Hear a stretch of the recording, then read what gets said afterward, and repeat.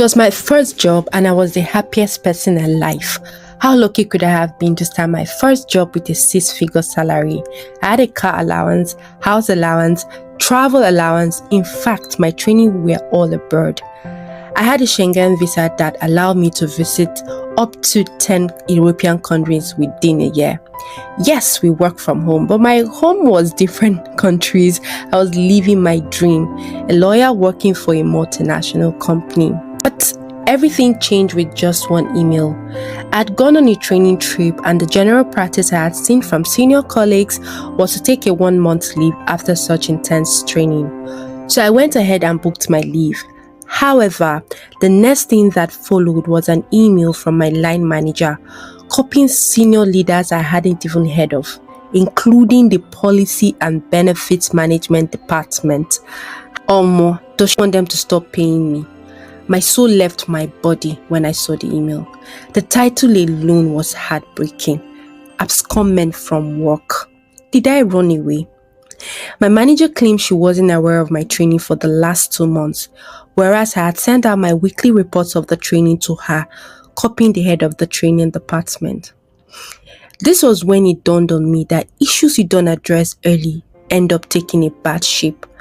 Earlier on, when I had just joined her team, she threatened me that my last A performance rating from my previous manager would be the last high ranking I would receive unless I played the policies of the system.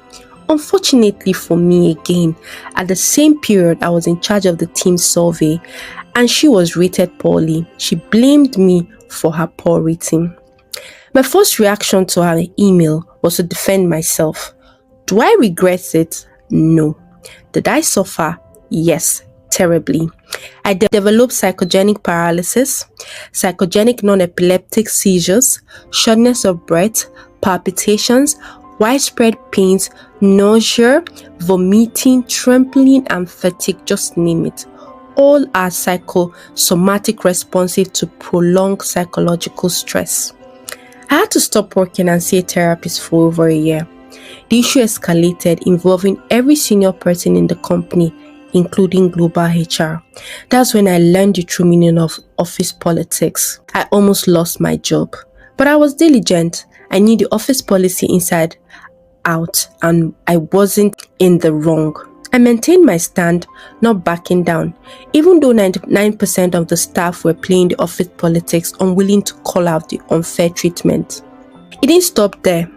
One day I was at the office with my colleagues when my line manager walked in and became confrontational. She called me lazy and someone full of excuses.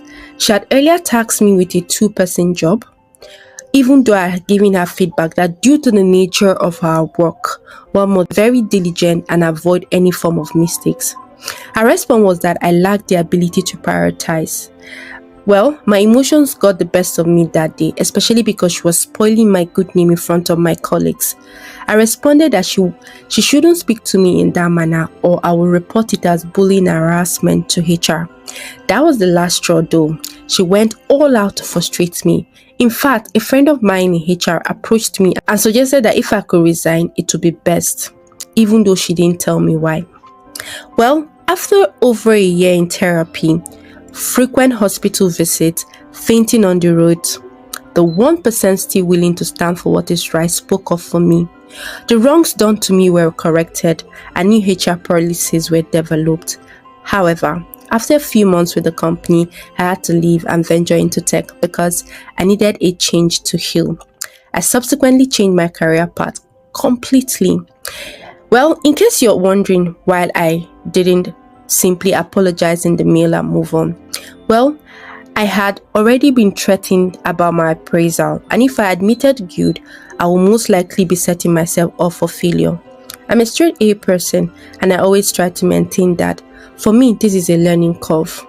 Standing up for myself taught me the importance of resilience and integrity, even in the face of adversity. I have healed and I'm living my best life as a techie.